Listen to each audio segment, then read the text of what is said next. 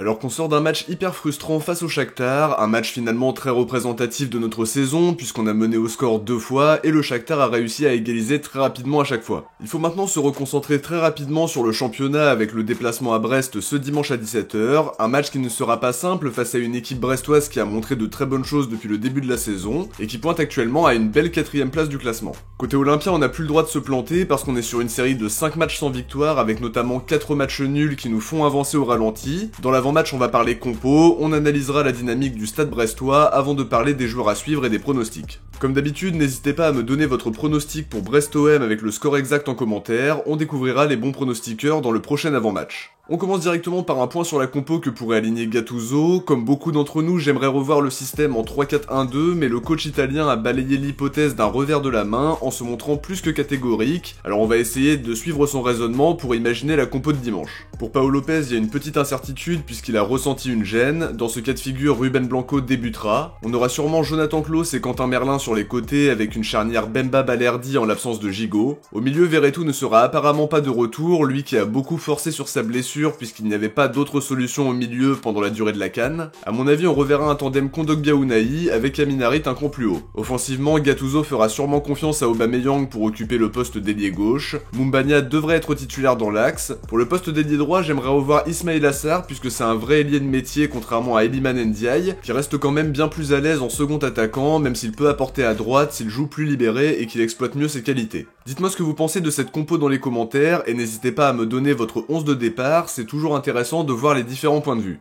On enchaîne avec la dynamique du stade brestois qui reçoit pour cette 22e journée de Ligue 1. On l'a dit en intro, c'est une équipe qui a montré d'excellentes choses depuis le début de la saison avec Eric Roy qui fait un très gros travail sur le banc brestois. Il n'a pas les joueurs les plus incroyables du championnat mais le collectif est très bien huilé, l'état d'esprit est très bon lui aussi et ça se matérialise par une belle 4ème place. À 2 points de Nice qui est 2ème, 1 point de Monaco qui est 3ème, même si derrière les brestois doivent aussi faire attention à Lille et à Lens qui sont à 2 points derrière. Sur leur dynamique, ils restent sur 10 matchs sans défaite en championnat, leur dernière défaite remonte à début novembre face à Monaco. Récemment en Coupe de France, ils avaient fait le boulot face à Trélissac avant de se faire éliminer par le PSG, mais sur leurs 5 derniers matchs de championnat, ils ont battu Lorient et Montpellier. Il y a aussi un beau match nul de partout face au PSG au Parc qui est un très bon résultat, et plus récemment 2 matchs nuls face à Nice et aussi face à Clermont lors de la dernière journée, avec une fin de match assez chaotique. Depuis le début de la saison, Eric Roy fait confiance à son 4-3-3 même s'il a parfois aligné le 4-2-3-1. Il peut compter sur un milieu de terrain très complémentaire avec Lesmelou, Camara et Magnetti. Offensivement, il a aussi des cartouches avec Pereira Lage, Mounier, Satriano, Le Douaron, Del Castillo ou encore Brahimi sur le banc. Défensivement, ça bouge quasiment pas avec Bradley Loco et Kenny Lala sur les côtés, Chardonnay-Brassier en charnière pour protéger les cages de Marco Bizot. Alors justement, parce qu'on parle de lui, il sera suspendu, même chose pour Mady Camara qui ne sont pas des absences anodines très loin de là au vu de leur importance dans le collectif brestois. Les remplaçants auront donc la possibilité de se montrer, mais même avec ces absences importantes, Brest ça reste une équipe dont je me méfie énormément, comme toutes les équipes de Ligue 1 dans la dynamique dans laquelle on est. Leur dynamique à eux est très intéressante, ils ont la possibilité de passer 2ème en cas de victoire selon le résultat de Monaco, puisque Nice a perdu contre Lyon en ouverture. Une défaite pourrait permettre à Lens et à Lille de passer devant aussi, donc c'est important à prendre en compte.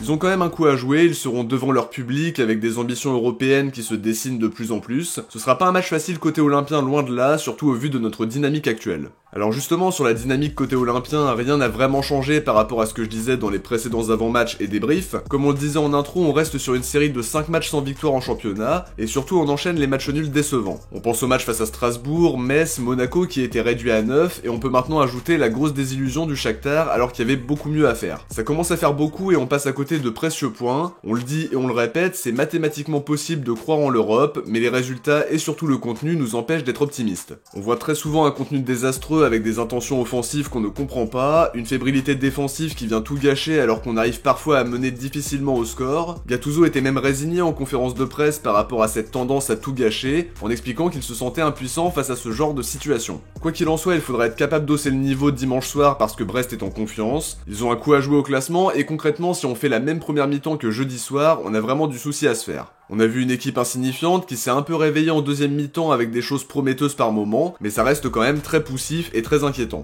On attend plus de concentration de la part des joueurs, on veut voir des guerriers sur le terrain, des joueurs qui ont envie de redresser la barre, c'est pas le cas de tout le monde, mais tout le monde est responsable, de la direction au coach, en passant par les joueurs et le staff. Une victoire face à Brest pourrait nous permettre de redresser un peu la dynamique, d'avoir du positif sur lequel se baser, et bien sûr se mettre en confiance avant un match retour importantissime face au Shakhtar. Quand on joue à l'Olympique de Marseille, on doit être capable d'avoir du caractère et de montrer un sursaut d'orgueil, on veut voir des leaders émerger dans cette équipe, ça ne tient qu'à eux, mais on peut pas continuer sur cette voie parce qu'on court à la catastrophe, mais actuellement il y a encore une possibilité de redresser notre saison qui a été très compliquée jusqu'à présent. On passe aux joueurs à suivre en commençant par Brest, le premier joueur à suivre c'est Grégoire Couder, la doubleur de Bizot sera titulaire et aura comme délicate mission d'être aussi impactant que lui. Bizot c'est un gardien qui est capable de maintenir son équipe en vie par des arrêts de grande classe et qui apporte beaucoup de leadership et qui dirige très bien sa défense. Couder aura à cœur de montrer ce qu'il vaut, il a eu l'occasion de jouer quelques matchs en Coupe de France, mais il va maintenant connaître sa première titularisation en Ligue 1. Défensivement, je vais citer Bradley Loco qui m'a fait très forte impression depuis le début de saison sur son côté gauche en étant très intéressant. C'est un latéral que j'avais déjà trouvé très prometteur quand il était à Reims. Il est titulaire indiscutable avec le SB29 en étant très régulier dans les performances. En apportant offensivement par ses montées, c'est vraiment un bon joueur et faudra clairement s'en méfier. Dernier joueur que je vais citer, Robin Del Castillo, qui est lui aussi incontournable dans le 11 de Roi. C'est un joueur qui peut impacter sur un côté comme dans le cœur du jeu selon les séquences. C'est un bon dribbleur qui a des statistiques parce qu'il est le meilleur buteur et le meilleur passeur de Brest. C'est un joueur hyper important pour le collectif brestois, faudra être très attentif à lui. Côté olympien, je vais dire Chancel Bemba puisque son retour va nous faire énormément de bien grâce à son leadership, l'exigence dont il sait faire preuve et son apport défensif mais aussi offensif par moment. À choisir, je le préfère dans un 3-5-2 où il peut faire quelques dépassements de fonction, mais il saura faire le boulot dans un 4-3-3 à mon avis. Au milieu, je vais citer Geoffrey Kondogbia, j'ai aimé ce qu'il a proposé face au Shakhtar avec des récupérations impactantes. Sur le plan physique, ça a parfois été compliqué, on sent bien qu'il n'est pas à 100% et c'est pas une surprise parce qu'il a été souvent blessé. Espérons maintenant qu'il puisse enchaîner parce qu'un Kondogbia à son meilleur niveau, ça changera clairement la donne à mon sens. Offensivement, je dirais Ismail Assar qui a retrouvé un peu de confiance pendant la CAN avec le Sénégal. C'était pas du tout le même joueur que celui qu'on a vu à Marseille sur les derniers mois. Dans le 4-3-3, si cher à Gattuso, c'est le profil adapté pour jouer à gauche, en amenant de la vitesse et en faisant les bons appels. On attendra de lui qu'il se montre tranchant à la finition et à la dernière passe, puisque c'est son axe de progression le plus important depuis qu'il est arrivé. Sur les pronostics, je m'attends à un match compliqué parce que Brest est plutôt en confiance et nous à l'inverse on est dans une situation compliquée avec un contenu qui laisse clairement à désirer depuis pas mal de temps maintenant. J'ai quand même envie de miser sur un match nul un partout qui ne serait pas un bon résultat parce qu'on a cruellement besoin de points, mais j'ai du mal à être plus optimiste que ça au vu de ce qu'on voit ces derniers temps. J'espère un peu naïvement peut-être que l'équipe montre un sursaut d'orgueil et aille chercher un précieux succès à l'extérieur, mais on est vraiment pas bon à l'extérieur cette saison, et les difficultés qu'on a dans l'aspect mental ne permettent pas d'être optimiste. On espère quand même voir un match plus abouti, que cette équipe se décide enfin à lancer une série si elle en est capable bien sûr, et à ne pas s'auto-saboter comme on l'a trop souvent vu cette saison. Ce sera l'un des gros chantiers qui attendra Gattuso sur les prochains matchs.